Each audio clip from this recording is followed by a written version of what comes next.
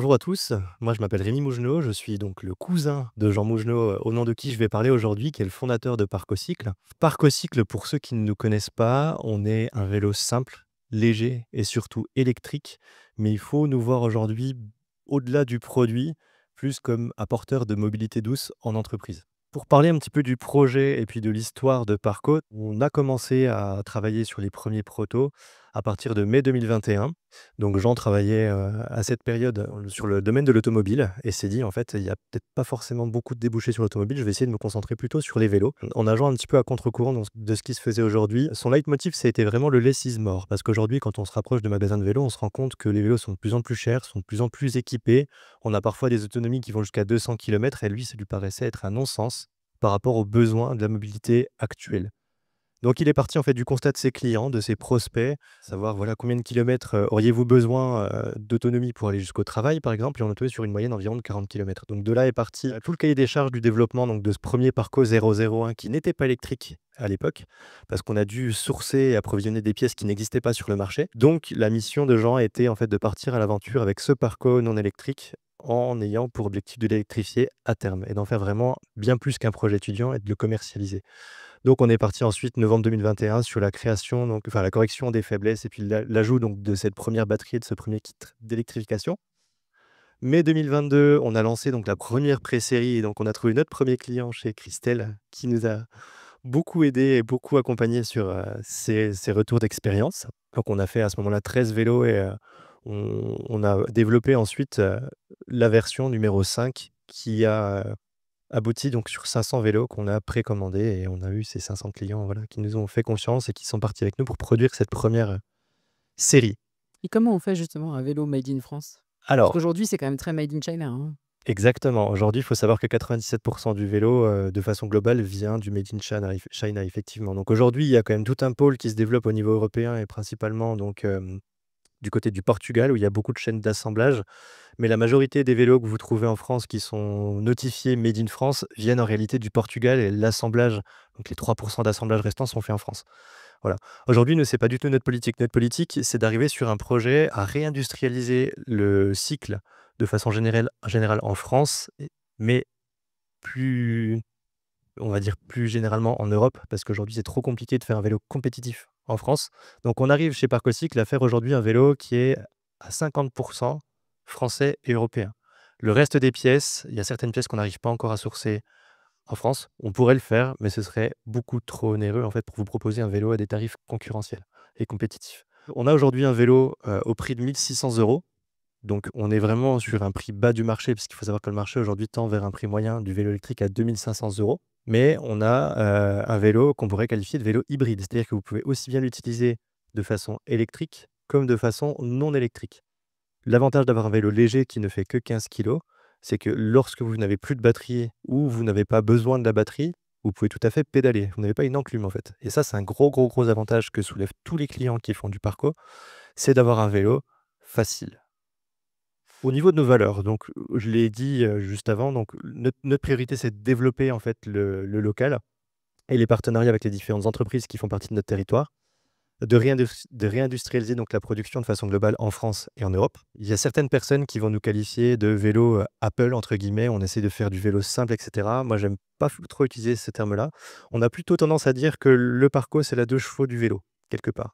On a cette image de simplicité, de n'intégrer que ce dont on a besoin et en fonction des clients, en fonction du territoire, on peut adapter le vélo avec n'importe quel accessoire parce que tous les accessoires que vous trouvez sur le marché aujourd'hui sont compatibles à Parco. On n'a développé aucun standard qui est propre à chez nous. Donc le vélo, il va être durable. Vous le reprenez dans 30 ans dans votre cave, vous avez une roue avant qui est plus fonctionnelle, on peut la remplacer parce qu'on est sur des standards qui respectent le marché aujourd'hui.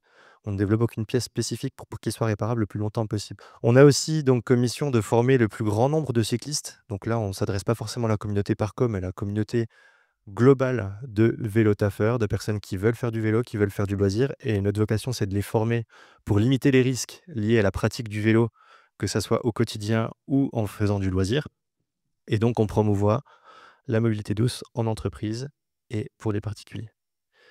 Pour présenter un peu plus notre vélo, donc vous l'avez, juste ici en haut à gauche. Donc vous voyez, c'est un vélo qui est très simple. Il y a même beaucoup de gens qui pensent que notre vélo n'est pas électrique parce qu'on ne voit pas de grosse batterie, on ne voit pas de gros moteur. La batterie, vous la voyez juste ici. C'est ce petit bloc noir qui est, au centre du vélo. Donc l'avantage de notre batterie, c'est qu'elle a des garanties bien supérieures à ce qu'on peut trouver sur le marché. Initialement, on a, l'obligation d'avoir une batterie qui est garantie 2 ans.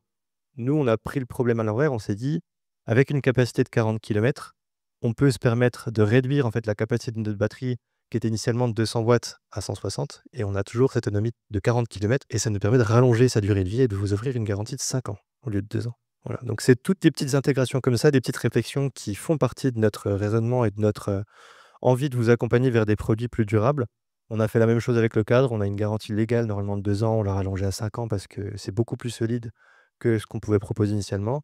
Nos cadres sont très spécifiques. Ils ont été développés en fait avec Sicta, que vous connaissez peut-être, qui fabrique initialement des turbos de voitures et donc cette entreprise a décidé de nous accompagner, parce qu'ils ont la capacité en fait de fabriquer des manchons. Donc ces manchons sont fabriqués à partir de moules de sable dans lequel on coule de l'aluminium et ensuite on vient emmancher en fait des tubes qui sont eux aussi en aluminium pour faire un vélo résistant, léger et durable. Et donc ces tubes-là proviennent d'Italie, les manchons sont faits en France et on a intégré en fait le cadre à 75 il est fait en France et le reste provient d'Italie parce que c'est un gage de qualité. On bosse avec Detachai, on va dire le plus gros producteur de tubes alu pour du vélo, donc c'est aussi gage de qualité. Voilà. Tout le reste de l'intégration, vous voyez donc, la partie moteur qui est dans la roue arrière que vous ne voyez pas là, mais que vous pourrez découvrir dans la salle juste après parce qu'on a emmené des vélos à vous faire essayer et à vous présenter bien évidemment, sont des moteurs allemands. Voilà, sur lesquels on a aussi la capacité d'effectuer tous les réglages et toutes les mises à jour dont on a besoin pour faire évoluer notre vélo. Voilà. Le reste des pièces, je ne vais pas forcément m'attarder dessus. Les roues sont rayonnées en France, les pneus, on essaye d'approvisionner en France, les poignées, c'est européen, et cetera. La selle également. Et on essaye, au fur et à mesure, d'intégrer le plus d'éléments français et éco-conçus ici. Donc, vous le verrez dans la salle juste à côté, on intègre maintenant des porte-bagages qui sont fabriqués par Technictube, donc sur le territoire, hein, avec qui on est en train de passer donc des certifications pour pouvoir vous les proposer à la vente. Donc, je suis très curieux d'avoir vos avis aussi sur les différents composants qu'on y intègre. Donc les gros enjeux qu'il y a avec Parco, donc sont sur la mobilité douce. Voilà. En plus d'être un produit qu'on propose, à des particuliers, je suis surtout responsable commercial de la partie, professionnelle, parce qu'il y a un véritable intérêt en fait de l'insérer en entreprise. La mobilité douce, pour ceux qui ne la connaissent pas, qui ne la maîtrisent pas aujourd'hui, c'est vraiment d'aller chercher les mobilités les plus décarbonées possibles et les plus cohérentes par rapport aux salariés qui sont dans l'entreprise. Donc il y a beaucoup d'entreprises qui vont me dire: «Bah non, moi mes salariés ne sont pas concernés parce qu'ils ont, ils habitent à 50 kilomètres de leur lieu de travail». Alors, à titre d'exemple, j'ai quand même beaucoup de clients qui habitent à 100 kilomètres, à 50 kilomètres, à 70, qui font du vélo. Je vais vous donner un exemple concret. En Bourgogne-Franche-Comté, on a, cette chance de pouvoir intégrer des vélos dans un train. Donc, je prends mon exemple personnel, j'habite sur Besançon, je travaille sur Belfort. Tous les jours, je viens à vélo et en train. Donc, le fait de cumuler les différents modes de transport, ça permet aussi d'intégrer cette mobilité douce et d'avoir quelque chose de beaucoup plus agréable au quotidien. Donc, on gagne en confort de vie, on gagne en santé parce qu'on a 50 de réduction des risques de maladies cardiaques quand on fait du vélo. En moyenne, ça génère des économies de 2 000 € par an pour les personnes qui pratiquent le vélo. Donc, c'est aussi une prime qui n'est pas inintéressante pour les salariés. Et vous, ça ne vous fait débourser quasiment rien du tout.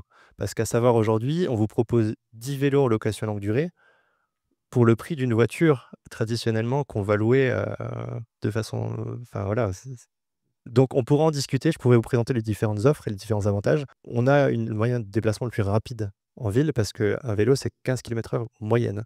Voilà, quand vous avez une voiture, vous êtes dans les embouteillages, c'est 5-6 km/h en moyenne en ville. Voilà et donc aucune émission de CO2. Voilà. Les principaux avantages donc de la mobilité douce et le constat qu'on en a, c'est que nous, notre mission, c'est d'arriver à réduire ces chiffres qui sont présents sur ce schéma où la seule voilà, je vais vous dire en quelques mots, donc vous avez de 0 à 5 kilomètres, un peu plus de 80 des gens qui utilisent la voiture ou des transports qui sont polluants pour se déplacer pour aller au travail. Donc sur cette catégorie-là, Parco a véritablement quelque chose à proposer de très, très intéressant. Voilà, on peut révolutionner ses modes de déplacement sur de courtes durées.